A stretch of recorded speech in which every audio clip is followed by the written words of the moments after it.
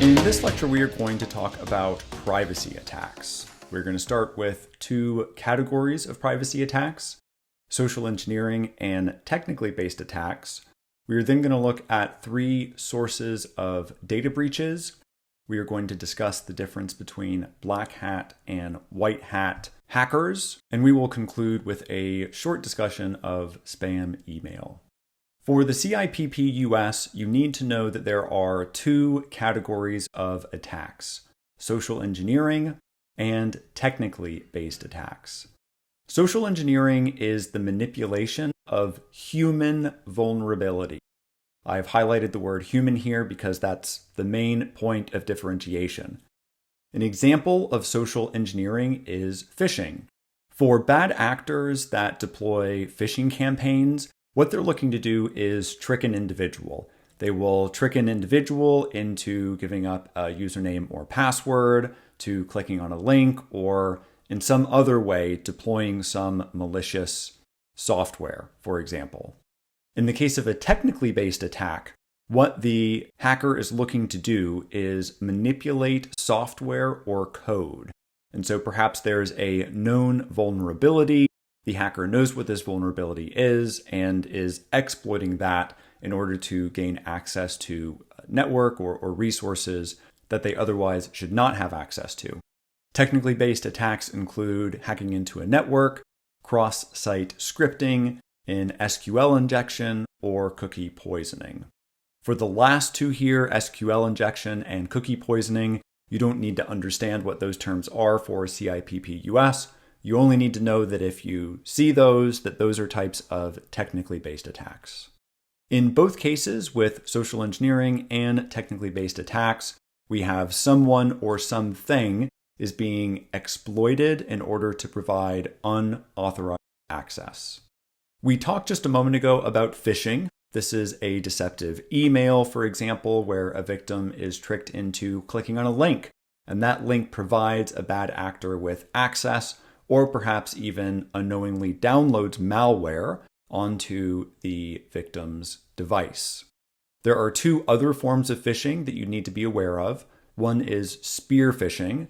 This is where an attacker targets a specific group, for example, individuals who work in the IT shop.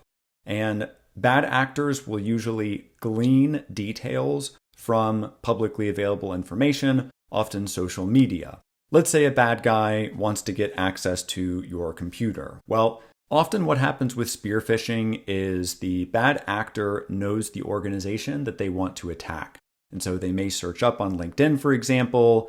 All right, this is the organization. Who are people that work at this organization? Okay, I'm going to look at the profile. Oh, I see that this person just was recently at a conference in Paris. So, okay, I'm going to pretend that I'm a server from a Parisian restaurant, and this person left behind a bag or left behind important documents. And so I'm going to write up an email and say, "Dear Mademoiselle, you left important documents in this Parisian restaurant. Please click here to give us your address so we can send these back to you." That would be an example of spear phishing. Whaling is very similar. The main difference between spear phishing and whaling is that whaling targets high-worth individuals. The objective here is that someone like a CEO, a CFO, or a COO is going to have access authorizations that the regular employees do not.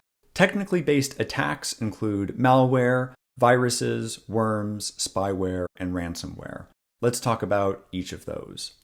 The word malware itself is a combination of malicious and software. Malware infects a device with malicious software, and that may be spyware, for example, or perhaps it's a keylogger, and we'll talk about keyloggers in just a moment. A virus is a type of malware. What makes a virus special is that it replicates itself. And so you download a virus, you have that on your computer, and now it's able to spread, for example, throughout your network. A worm is similar to a virus. The key difference is that a worm does not require human interaction. It spreads aggressively and on its own. Spyware is a type of malware that's surreptitiously installed on a device.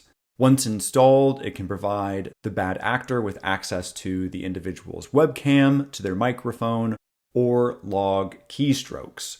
I mentioned Keystroke Logger just a moment ago. This is a program on your computer that knows all of the different keys that you're touching, and essentially what it does is it transcribes for the actor everything you're doing. If you're writing up a document, it knows what you're writing. If you're entering a login and password, then that's all going to be recorded. Finally, ransomware is a type of malware that will encrypt or lock a hard drive until a ransom is paid. 3 sources of data breaches include human error, malicious actor, and a 0-day.